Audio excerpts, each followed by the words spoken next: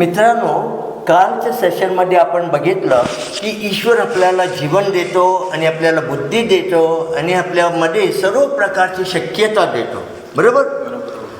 जर आपण ह्या शक्यता म्हणजे आपली बुद्धी, कला, रिश्ता पाळण्याची सर्व जे गुण आहे त्याला आपण ओळखलं आणि त्याचे सदुपयोग केलं तर आपल्या जीवनामध्ये आपण चांगलं करू शकतो.